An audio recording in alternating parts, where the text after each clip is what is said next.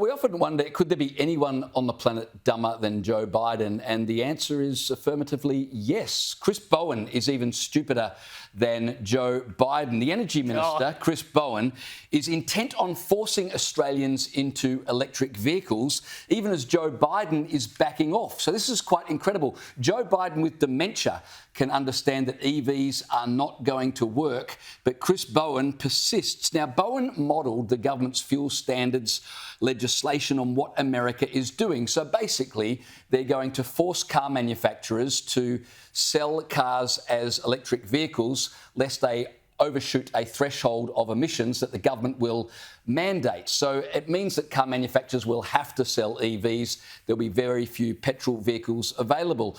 Biden was doing that as well, but there's been such an uproar in the United States. People don't want to buy them because they're too expensive. There's no charging stations. And car manufacturers have warned there'll be thousands out of work because people simply don't want to buy these EVs. So Biden has backed right off this policy, but the Labor government here in Australia, Liz, have never found a hole that they didn't believe they could dig even deeper.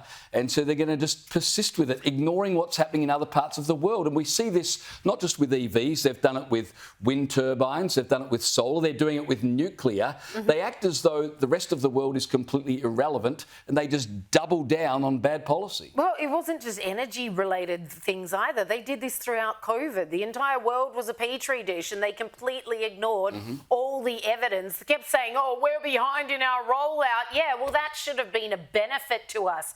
Anyway, I digress. This is crucially important. This is a crucially important reminder. Like, I was so thrilled reading this today because it tells everyone that we, the masses, the proles, if you've read your 1984 George Orwell, the proles have the power. The market forces are like, yeah, nah, this is not taking off. People aren't buying enough EVs to justify the expenditure, to justify getting up more charges all around the country, to justify all the putting these cars together. The market just goes, nobody wants to invest in this because it's actually not happening. And it just goes to show that no matter the measures that these global elites put on the table, because of course we know this was part of a far bigger push, whether it was loss of privacy, which EVs will guarantee you, whether it's the ability to turn them off remotely. We saw that in Canada not so long ago.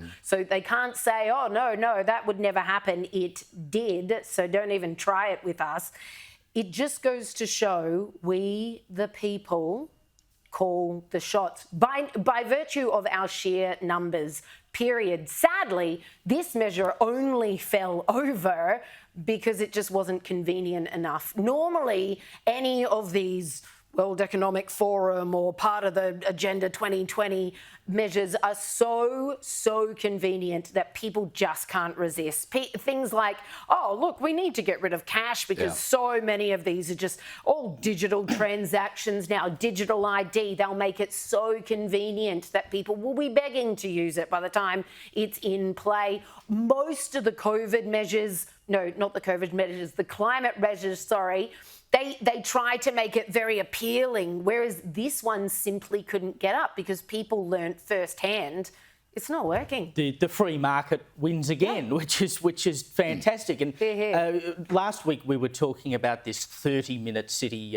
Bradfield City, that they want to build in Sydney. And I made the comment, you know, Australians will never give up their cars. And I know you were somewhat dubious of that, Liz. You said they will force us. The great thing with cars is that we already have petrol cars on the road, right?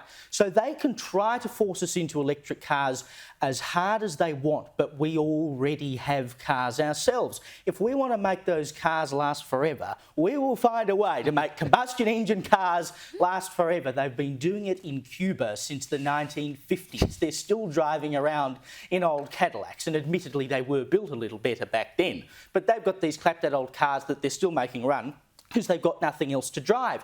If push comes to shove and we don't want to drive electric vehicles, even if they try to force us into it, we have cars that we can continue to make work. And that is what you have seen if you look at all of the purchasing data, is that people simply aren't buying them. Now, sure, there are more people buying electric cars today than there were yesterday and the day before that and the day before that. But because the base that you're starting from is so small, the increases are also incredibly small. The chairman of Toyota himself said that he doesn't believe that the electric car market will ever get bigger than 30% of the entirety of car sales. If a man who has a vested interest in making as much money as possible out of car sales is saying, I don't think they're going to make up more than 30% of my company, well, you can kind of see where things are going. Thank God the Biden administration has woken up to it. I'm not sure that our mate Casanova Bowen will,